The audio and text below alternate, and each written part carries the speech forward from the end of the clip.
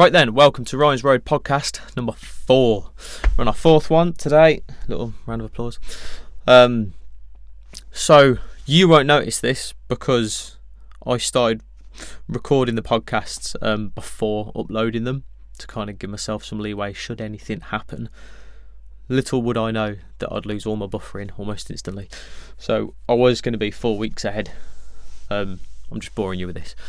Basically, I spent the last 3 weeks. I had a week where I was lazy, then I had a week where I was injured, and then I had a week where I was sick. So that's been the past 3 weeks for me. So that's been great. I probably could have managed to podcast the first week and the second week, but definitely not the third because I was rough. So yeah, anyway, we'll get over that. There is a saying that I like called prior planning prevents poor performance. I like that. So today we have no planning, no prior planning, just a thought in my head, which is half the time how I've done these. So poor performance might be a risk today, but we're going to go for it anyway, don't we? What I tend to do with the podcast at the minute is I pick a theme that's kind of been going on for the week-ish. So I've got a couple in my head. I should be a bit more direct with this, shouldn't I? See, poor performance already. I'm ever so sorry. These will get more polished as we go along. You know, we're in on number 4. When we get to number 40, I'll have it nailed. I promise. Won't be an issue then. Stress. I think just general stress. Tell you what, we'll lead with that because that could probably last a few podcasts, if anything. It's a nice, big, broad one, and we all deal with it. We all suffer with it. Is that a way of going about it? I get stressed. Like, as you probably know if you've watched, I think I go through it more in the pilot podcast that I did. So I'm self-employed and I've got 3 kids aged 5, 4 and 2. So obviously at one point I had a 3-year-old, a 2-year-old and a newborn. I've got a wife that's had a broken wrist for 3 years. We didn't even find out about it until halfway through the 3rd year. So that's been fun because she was pregnant and we had baby through those first 2 years. So that was fun. Just giving you a bit of background generally. So yeah, I get stressed. I'm always having to deal with stress management, all that lovely stuff. So what I think is the best way of going about it is usually asking yourself what's the worst case. I learned that quite early on. What's the worst case? Obviously, everything's always hard in the moment. You know, when you're in the thick of it, whether it's work-related, personal-related, it's in just the moment. I had to go see my friend yesterday because his girlfriend's washing machine had been plumbed into the hot water by the guy that fitted the washing machine. So I'm no plumber, but I'm just handy. But he was pretty stressed about that, so I went and leave that.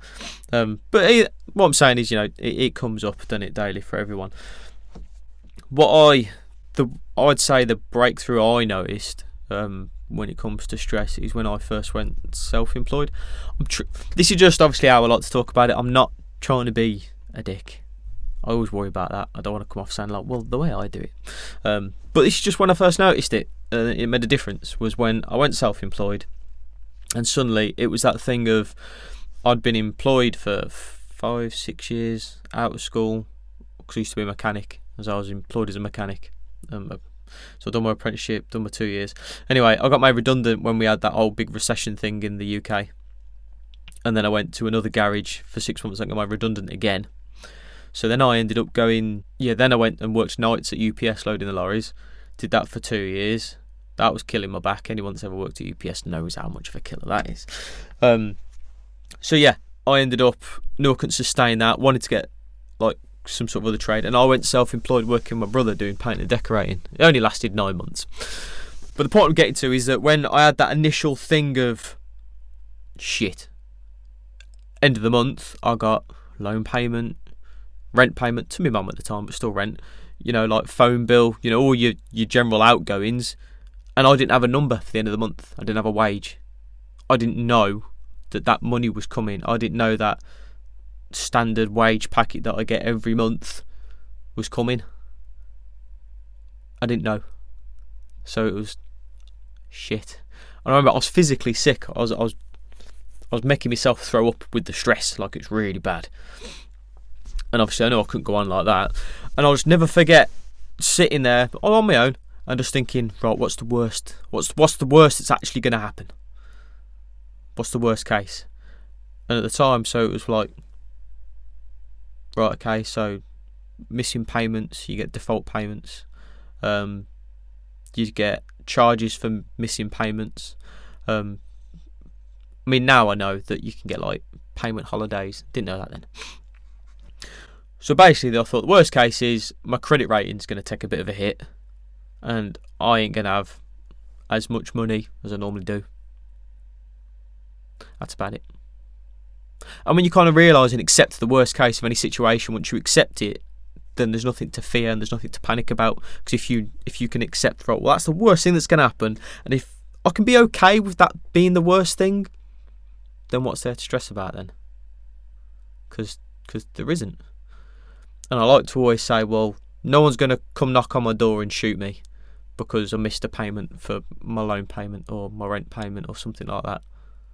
You know what I mean? That's no one's going to come and kill me or my family, which ultimately is the most important thing. The health of yourself and your closest, whether it be like mum, dad, siblings and friends, or if you got your own family where it's your children and wife or husband, they're the most important thing, surely, if they're safe and healthy. So as long as that's okay, then what's there to worry about? Even when it's things like, I know, rent, if you're going to miss your rent, yeah, your landlords can be dicks, but I think worst cases, like I know where I live, because I don't own my house, I know the people that were here before me didn't pay the rent for a year. I'm not encouraging this, by the way, obviously, but I know for landlords it's a case that they can't just come and kick you out. They have to, like, I think ask you why, like give you a chance. I think like if they went to court, they'd have to show them that as a landlord they'd made an effort to kind of give the tenants a chance to get back on their feet, even if it was like a payment plan or something. And then after, I think it's like 6 or 8 months, or it might even be the year, then you can apply to the court. And I know it took my landlord a year because that's how long he had to wait. And then on the year dot was when the bailiffs then came in, and the old tenants moved out the day before the bailiffs came, because then it was like legally they were allowed to come in, change the locks, basically get all this stuff out of the house. But that was a whole year. So I mean, even their worst case, things like that. Those are obviously big things, but I would like to hit more on the little stuff that people stress about. It all comes down to that same thing of just what's the worst case. If you can always ask yourself what's the worst thing that could possibly happen. So little example again, my own is customers, because I'm an electrician. You know, I'm on a job and it don't go quite right. I didn't realise that was going to be a ball ache and take me an extra 20 minutes. But if I've told one customer that I'm going to be there for 11, thinking that I'll finish the other job at about 10:30ish, give me time to pack up when I get to the next job, and I'm still at the old job by 11 o'clock, I could be stressing because another customer's like, oh, where is he? You probably already know what I'm going to say. So I always just message ahead and say, ever so sorry, but I'm a bit behind, so I'm going to be later today. So what's the stress? Because I've already made him aware. That's what's going to happen. What was it? I had one with the wife a few months ago now. So she does some celebration cakes. Not many at the minute because of the kids. And with the COVID thing, and us being in lockdown, she's having to homeschool my eldest, so no cake orders. Anyway, and I'd come back the one day and she basically gave up. Tell a lie, no, it was the morning. And I think she just about got dressed, but she was just lying there crying. And I was kind of like, what's up? What's getting to you? There's obviously a build up in your head. What is it? And it was this cake she had to do, and she had all the kids at home.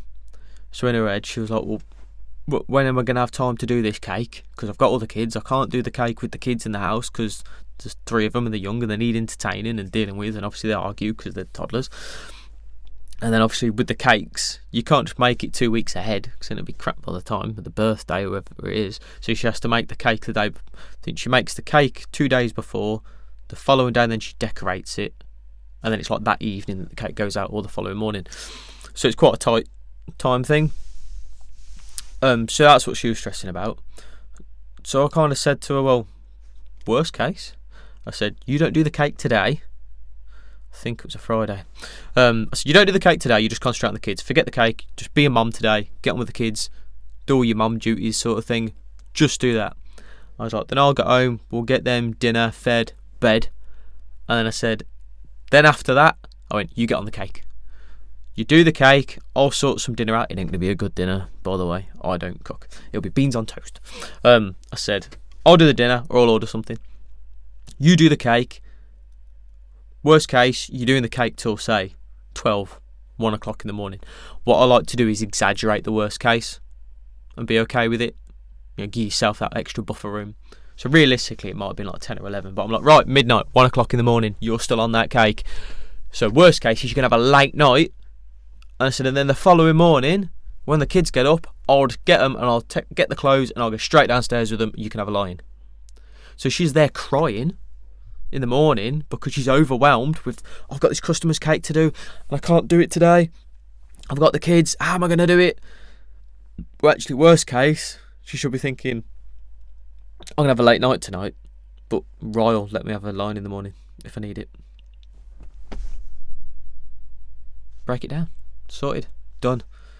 Because I was stressing about the wife stressing. I don't want to leave for work with her in tears.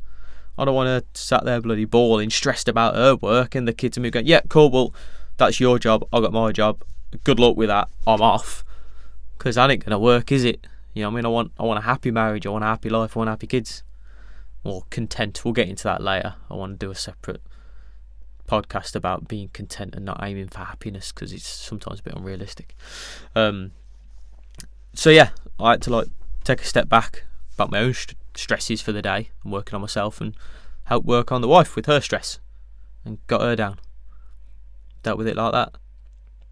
Said to my friend yesterday with the hot water thing, I was like, what was the worst case? I was like, you've only got enough clothes to last a day. I'm pretty sure you could have lasted, because it was a Saturday, I was like, pretty sure you could have lasted till Monday, maybe Tuesday, with some clothes. Might have to rewear some that you sweated in a little bit. It's not going to kill you, is it? Just until they could have got a plumber out if I couldn't have fixed it. Just picture your worst case, exaggerate your worst case, accept it, accept that that's what it's going to be, because then your mind is suddenly clear then to work on the problem, and you'll probably find that you fix it anyway within that. Because that's the other big thing that comes with when you're stressing. You're not thinking clearly, you can't deal with the issue, you can't think of ways to solve it, like with the wife and the cake thing. She couldn't get past, I'm meant to do a cake today, but I've got the kids today, so I can't do it. You know, just stress then, and your brain doesn't think anywhere past that point. It almost gets stuck in a loop of, I've got to do the cake, but the kids are at home. I've got to do the cake, but the kids are at home. I've got to do the cake, but the kids are at home. And then you maybe jump into the middle, just have a little scream to yourself, and then go, I need to think about it, but I've got to do the cake, and the kids are at home. You know what I mean? You must know, if you've ever been stressed, you know that feeling of you just think about the problem over and over. You don't think about what else you could do to fix it. Or you might have enough energy, enough mental energy to think of, oh, I've got to do this, but this. I could do that. Oh, but that's a problem as well. Oh, poof, forget it. We've all got, I think that's where the stress management comes in, the barriers. They do say that, what's that word? Like, people have different stress tolerances, don't they? People have different tolerances for stress.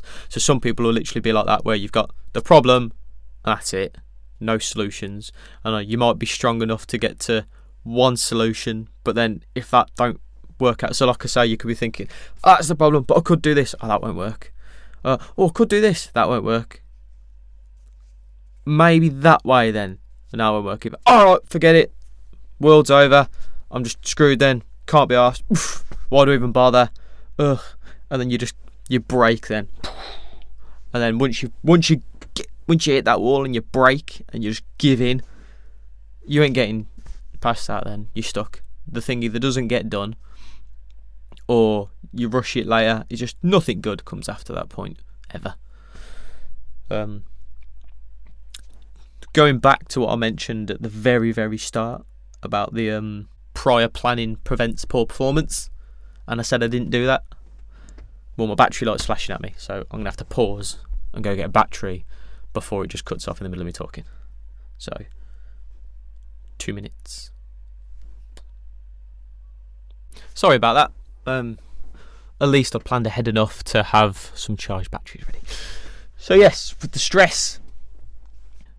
So you can picture the worst case from a position where you're stressed about something.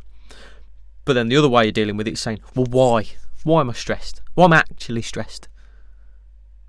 What is it actually that bad? Really? What? Why? Again, I know it's hard when you're in the moment and you're dealing with it, and like several things have come along. Like I say, me, I can deal with it when it's. I say I can. I have to. The wife's asking me stuff. I've literally got the 3 boys all calling me at the same time, and then I've got customers messaging me as well. So, I'm trying to say them little things, so you know I'm not sat here from a point of me going, I've got a great life and I don't stress, so this is how you should deal with stress. I'm sitting here going, I have to handle stress daily, and I have to. So I want to help you deal with it. So that's why I'm slipping in these little examples of little situational stress that I have to deal with, which I do. I like to get the time down. So like now, if I had, what was it? I think it was a couple of weeks ago now. So I'm going through one of them like IVA things. And I'd swapped bank accounts. But I needed to put some money in my old bank account. But because of my IVA going through, it froze and it swallowed like 200 quid. I was like, ugh. In the moment, I was full on stressed. Full on. Boiling kettle. But anytime I get like that now, give me about 10 minutes, 10 to 15 minutes, and I can get over it. I can get round it. About 5 to 10 minutes of just within that stress of the problem, but this, problem, but this, like, I lost that money, but I needed that money. I lost that money, but I needed that money. I could have really done with that. But it's gone now. But I could have really done with it. Yeah, but it's gone. But I could, just stuck in the loop, right? But within about 10 minutes or so, I can start to kind of think of it like a spinning wheel, like a roundabout. And you got your kid on the roundabout. Even if you ain't got kids, you can picture a roundabout, right?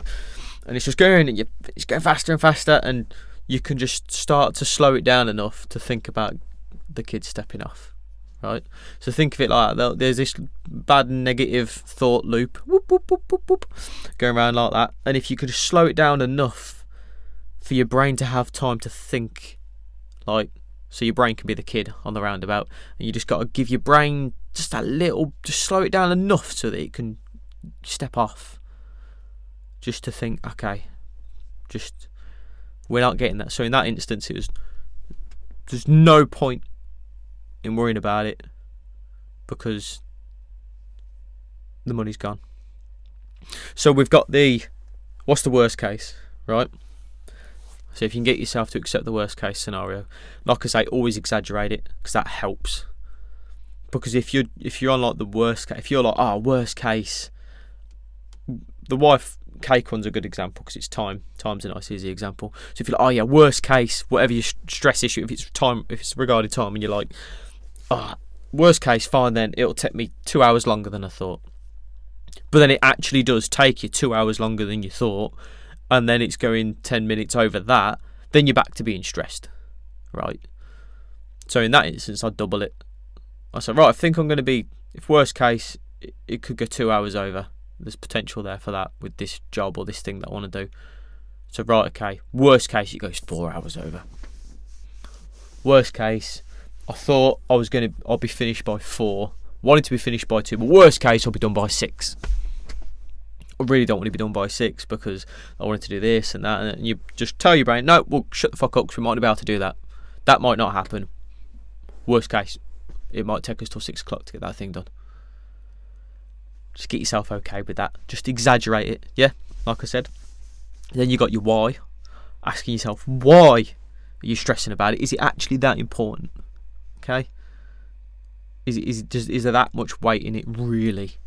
Like, how important is it that you get back to make it in time to watch that program or something daft like that? The other one that just flicked in my head and then I've lost it. Oh, I had it.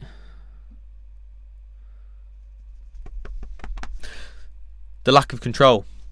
You might have seen this. There's some memes of it going around about like controlling what you can. Okay. So that's another one where you kind of look at it like with my money example. It's like, okay, I'm stressing about it, but there's nothing I can do, literally. Jack shit I could have done to get that 200 quid back, which I fucking needed, right, on the day. But there's nothing to do to get it back. Nada. So there's no point in stressing. Literally, what's the point? If it's something that if you're stressing about something specifically that is completely out of your control and there's absolutely nothing you can do, most of the time there's something. You can ask for help. You can message someone, whether that be like the company. Now, I knew at the time, because of the way my IVA was working, there was no point in even messaging my bank. But yeah, if it's like a business thing, I don't know, like with a company, they've took more money out your bank than they should have for, I don't know, your Sky bill, whatever, and you're stressing. Oh, that's 80 quid more than it was supposed to be. That 80 quid should have paid this bill, and now that bill's bounced. Ah! So you get in touch with Sky, wouldn't you? You'd ring them or email them, like, you'd stress for a minute, you do your loop thing, then. So almost give yourself like that free 10 minutes to be like, right, okay, I'm allowed to stress for 10 minutes. Pricks, what the fucking took that much money off me? Wankers. My life's shit. Everything's always happening to me. You know, all them bloody thoughts. Let yourself do that for 10 minutes if you have to. Then go to, right, what can I do about it? I can email Sky. I can probably go on my settings and check my bills. I'm not lying, I did this week. I didn't stress about it, but I did have a bill from my Sky that was like twice as much as it should have been. And I went, why is that then? And I paused it because I was dealing with the kids at the time. I went, right, I need to look into that today. So as soon as I got some time spare, I went into the settings on the Skybox, went onto the bills, and last month's bounced, declined or whatever. So I was like, oh, okay, so this month's bill is basically just last month's and this month's put together. Okay, cool, I understand that now. Fair enough. So yeah, you can do that. You can email companies, you can ring them. That's about it. Some of them you can do them live chats on your phone and stuff, can't you? You can do it that way. So you can contact companies. You can, if it's something you don't understand, but you feel like, so let's say you feel like it's out of your control. You can actually, what can I do about it? You can't contact a company or something because it's not that way inclined. But what if you feel that it's a knowledgeable thing where you're just lacking the knowledge about it, but you know someone else might? So then family member, friend, old Facebook friend, yeah, that's the thing you could do. So you could ring up on your mum or your dad, family, anyone that you know that knows more about that specific subject or field or whatever that you have the problem with the stress, and say, right, I've had this happen. Like my friend yesterday with the plumbing thing, he's useless, my best mate, at anything like DIY practical man type stuff. So he's stressing. Obviously, in amongst stressing, he's managed to go, Ryan might know, I'll call Ryan. So he called me. I'm not perfect on the plumbing, but from what I described, I've plumbed a couple of washing machines, so I think, yeah, okay, I can figure it out.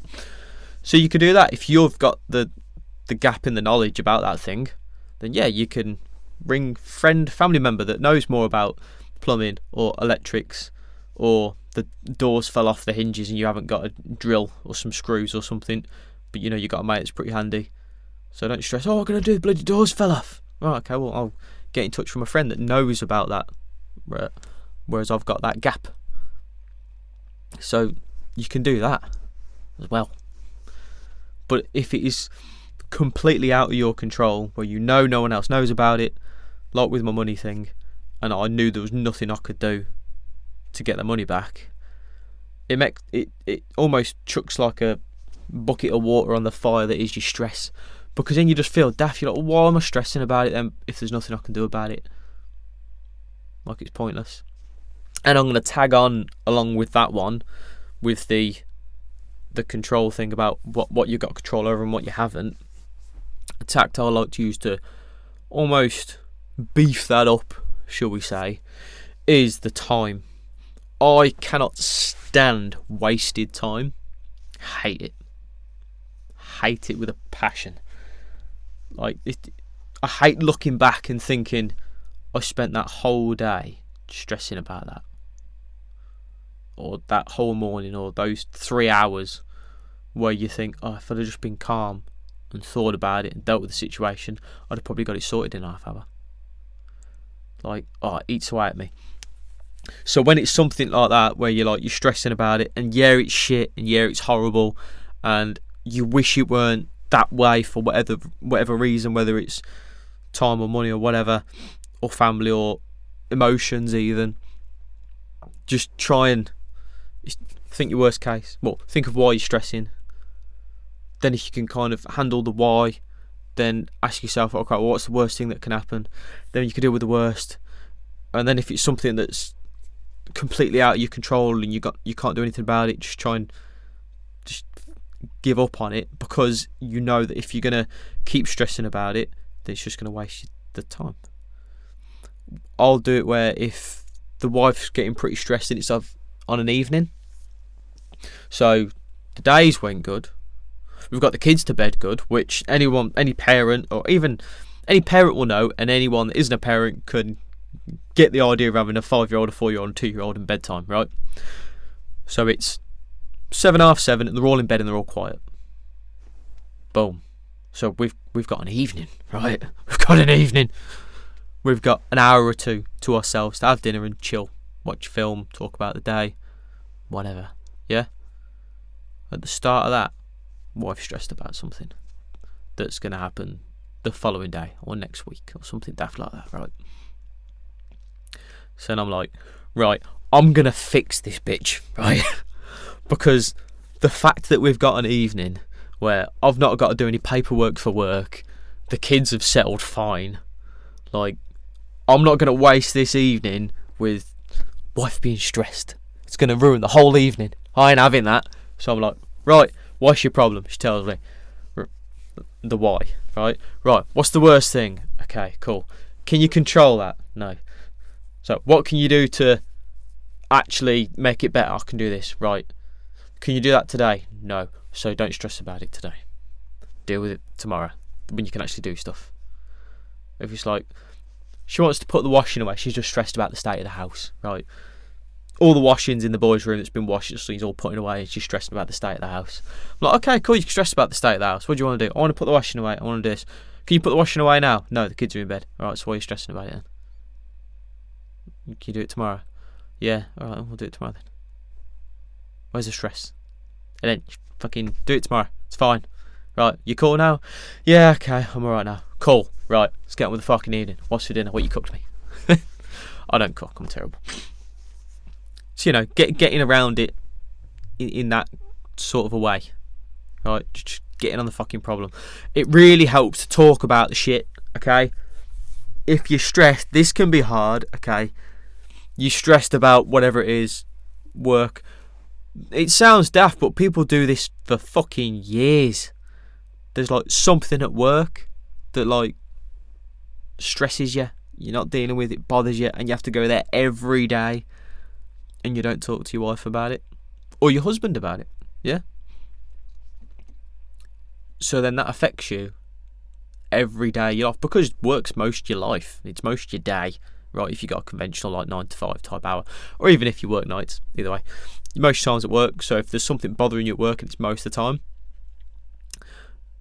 you're going to take that home with you, and then your partner or your family or whoever, you're going to take it out on them without even realising. You're going to be short-tempered, you're going to be snappy, you're not going to be helpful, you're not going to be fully yourself, are you?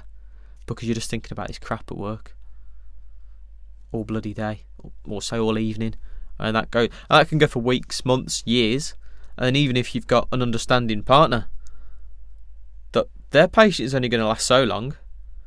They're going to get to eventually a point where, look, you never talk to me, you never communicate with me. I understand that it's about work, but I've tried to help you, and you're not willing to try and improve. So why should I deal with this? Like, I'm off. Bye. Then other person sorts the shit out, but it's all too late. Talk about your shit. Find a way. Sometimes you have to talk to the other person about how to talk to you. What is it? So, again, my little example yesterday, with the plumbing thing, I had to take all the kids with me, right? It makes me a bit anxious because I don't go with all my kids on my own anywhere. Really, like the wife will take them shopping. You know, the wife will take them out in the day when I'm at work, and then when I'm home, if we go out, we're all together. So when I said about going to try and sort out this plumbing thing, the wife was like, "Can you take the kids with you?" I was like, I didn't want to. I get anxious about it, right? But then to top on that, because she saw my reaction like that, she was then more like, well, I take him shopping, like, I do this, why can't you do that? And because she's tired and stressed because circumstances. So I had to step back for a moment and go, love, you're not really helping me. I said, I'm not being a dick. I said, I'm not here going, I don't want to take the kids. Why should I? I was like, it's making me anxious. I went, I'm uncomfortable about it. I need to work it out for a minute. I went, surely you can understand that and empathise with it because that's how you feel. I was like, it's like me telling you to do something that I do all the time. You want to go build a shelf? I was like, there's the tools, crack on with it. Not exactly the same. You know, when you're given something you're not fluent with, you get a bit anxious, don't you? I went, so explain to her that it was the anxiousness that was bothering me and not just me being a dick. And I said, so actually it'd be better if you were saying things to me like, you'd be alright, right? You've gone out with them before. You know what to do. You're their dad. I literally had to say what I needed to hear from my wife. And she just looked at me and smiled and went, and she repeated what I said. Pretty much. She was like, well, you will be fine, won't you? I was like, yeah. And she was like, oh. And you could say then she was de-stressed. Because in that moment I'm anxious and she's angry and upset. I'm like, oh, I've made her like that. So it's just all that, all them negative things getting balloons in the air. You just need to pop them. Tell them to fuck off. So then I felt better then because I'd communicated with my wife, told her what was bothering me and the why. I had to go that step further and tell her what I wanted to hear. And it all made sense to her then. And she was all, oh, okay, yeah, well, you're right and that is right, so you're going to be right. I was like, yeah, I'll be fine. And I felt better. So sometimes the main thing is communicating, talking about your shit. So if it is something at work, you're home and you're snappy, right? Have the balls to go up to your partner half hour later or 10 minutes later and go like, I'm really sorry, I didn't mean, even if it's something that's nothing, right? I know they've asked you something, you're like, oh, I don't care. What do you want for dinner? I don't fucking care. Whatever. Even if it's something little, if you know you've reacted in a way that probably wasn't as respectful as you think, and you know it's because at the time you're like thinking about this problem with work or something else, and that's what's going through your head, and like, oh, do you want this? You're like, I don't give a fuck right now, because in your head you're dealing with this other thing. Try and go up to them and just say, I'm sorry if I was a bit of a dick earlier. I've got this new thing on at work and they've changed the system of how we're meant to be doing it, and it's made the job twice as long as it should be, and my manager ain't listening to me, and and they're like, why didn't you just say? Why didn't you tell me?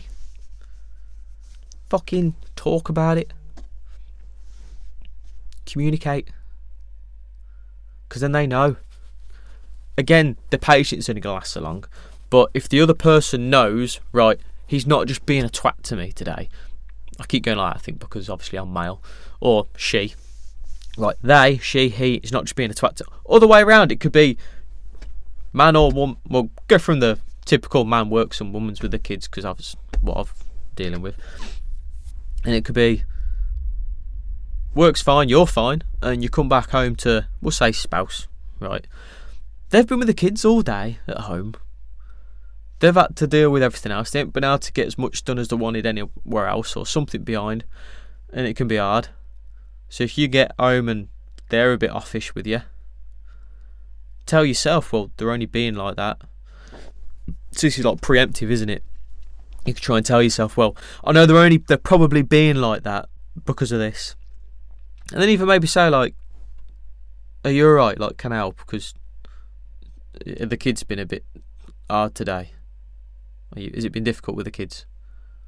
Or again, flipping it back to the work one, if your partner's come back from work and they're all stressy and whatnot, or they have lately, you could even say to them like, is everything alright at work? Like, yeah, why? Well, just lately I've noticed like you're tired more, or you're not communicating like you would, you're not as chatty as you would, you're not as funny, or like whatever difference you've noticed in that person. And so like, why is that? Is it something to do with work? Are you worrying about something? Like, because I'm here if you need to talk to me. Like, and then if you're the other one, like I say, it's better if you can get ahead of that. You'd be like, oh, by the way, I'm having to fucking deal with this at the minute, so I'm really sorry if I'm like X, Y, and Z.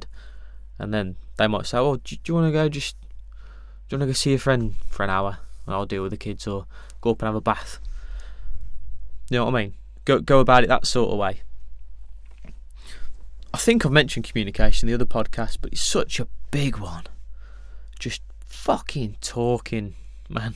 It's like, I'll often just talk to the wife about some crap to do with my work, and I'll say off with her, like, she's like, what can I do? And I'm like, I'm not expecting you to do anything. There's nothing you can do. I just need to talk about it. I just need to talk about this crappy job that I had to do today, and I've got to go back to, and I don't want to. Because you just need to get it out your head. Because again, it's these little loops that you get stuck in your head when it's like stress, and you're just like, oh, that fucking thing. But it's almost like, because I know writing's another good form of therapy, as they say, if you can write, but having the time to write's another thing, isn't it? Talking's pretty quick, so if you can find the time to talk about it, it's almost like, everyone's always like, oh, it's good to get it off my chest. Because it is, because if you hold on to things, they weigh on you. And never underestimate the mental strain. Like, you could feel tired. I think that's the thing. People like feel tired and then go like, oh, why? I've like barely done anything today. Like, I've only been to work as normal. I've had my normal breakfast and whatnot. Ask yourself what you've been stressing about. Because fuck me, it's draining. Might not be that physically draining, but if lies. What I meant was, you might not feel that like you're that justified in what you've done physically to be tired, is what I meant. But the mental impact, it's just, it saps your energy. Like I've said before, when again, my little example, when the wife's ill, right, and because of how we parent, if as soon as she's feeling slightly better, she'll be trying to come down the stairs and try and like help. As soon as she comes downstairs, I'll be like, get the fuck back up them stairs. She's like, oh, but I thought I'd come help. I'm like, nope. I was like, the best thing you can do right now is just rest. Just concentrate on resting. Because even if you're down, even if you're having to think something, it takes your energy away. When she was ill, obviously it's extreme, because when you're ill, obviously your energy is getting sapped because your body needs to repair. I say to her, like, you need to stay in bed and rest. I was like, because you need all your energy at the minute fixing your damn body. I was like, best thing you do is go sleep. The next best thing, just stay in bed, just chuck a film on or something. Preferably something you haven't really got to think about. You could just casually watch it and chill. So that as much of your energy can be concentrated on fixing you as opposed to being distributed anywhere else. So when you got something that's eating away at you, and it's stressful, especially when it's something long term. Normally, if it's something to do with your day to day that you have to do every day, like that's why I mentioned work and kids, because if you're a parent, you look after kids every day. If it's your work, you tend to be working every day. So if it's a problem with something you do daily, it's going to be affecting you daily. Then the stress will mentally drain you, as they say. But that's linked with, like, I think people underestimate that quite a lot. They're like, oh yeah, I'm mentally drained. It's like, that means something. It's not any less than being like, oh well, I've been at work since 4 this morning, and I've done this and I've done that. It's like, actually, you've probably got more energy left from someone that's just been sat on their arse all day but really stressed about stuff. I'd say the person that's been sat down stressing all day will feel more drained than the person that's been active all day. I've seen relationships fall apart where you've got parent at home and parent working, and the parent working does not give the respect to the parent at home with the children, because in their eyes, well, you're just in the house all day, that's easy, that isn't strenuous. I've been working all day, I'm the one that should be tired, you can't moan. It's like, fuck, mate, try it, do it, man or woman, right? It's just a different kind of energy drain. That whole stress thing just eats away at you. So we're going to summarise, because I think I've gone a little bit longer than I normally do, touching on half hour. We're going to picture this, okay? You're stressed. You've lost your sock. No. Anything, right? You're just stuck in the loop of stressing, and it's there, and it's eating at you, okay? Why? Try and get to the why first, okay? Why? Why is it such a big problem? Well, because X, Y, and Z. Right. Is there anything I can do about that? No, I can't. If you can't control it, then fuck it. Just chuck it out the window. Just accept it. There's fuck all you can do about it. Nothing that could be changed. It's gone. What's left? Okay. Can I do anything about it? Well, yeah, okay, yeah, I guess it could be, I could do this or that. Okay, well, what's the worst case then? What's the worst thing that the very, very worst outcome of that situation? Very worst. The kids don't get to go to soft play and swimming that day, because one starts at 4 o'clock and the other one starts at 4:30, but the first one lasts for an hour. So, well, they ain't going to get to go to both, are they? Can't control that. Pick one. Done. What's the worst case? I'm forgetting my own shit here. Someone remind me. So you've asked yourself why. You've asked yourself about what you can control. You picture your worst case. You exaggerate your worst case. And you get on with it in the nicest way possible. Just exaggerate your worst case. If you can bump up yourself by saying that you want to find the solution and get to it, so you don't waste any more of your life, waste any more of your time, your evening, your day, your weekend, and get on with it that way, be a little bit helpful, wouldn't it? And especially, like I say, with the daily things that stress you. Oh, we could even get into. Oh, we'll keep going. No, we'll do part 2. I'll get more into it next week, yeah. Because I just had another thought about what you can do ahead. No, do we go a bit longer? You can plan ahead, right? I'm just going to add this little bit at the end. I won't bother doing another podcast. We'll keep it all here because it's all to do with the stress. So if it's daft things like in your little daily routines that you stress about, like, I'm not looking forward to, I don't like getting up mornings for work because I'm always stressed because I'm always late. You need to get up earlier. Getting up early is hard, okay, I get it, even if it's just 10 minutes. But if you know for a fact that if you got up 15 minutes earlier, it would eradicate any stress because you always end up at work 5 minutes late, and that stresses you out. You could do what's the worst case with that. In the worst case, you're there 5 minutes late. But if you know you don't want to be 5 minutes late every day, you get up a bit earlier, don't you? Same with like school run and stuff. If it's hard with the kids in the morning, getting them all ready because you know you got the possibility of child 1 upsetting child 2, and then they don't want to get the shoes on, something daft like that. You get up earlier. Get them ready early. Give yourself that buffer. Because then if something unforeseen happens, you've got that buffer of time, that extra half hour. Like, well, foreseen this coming, but I got them ready that bit earlier, so you can do it that way.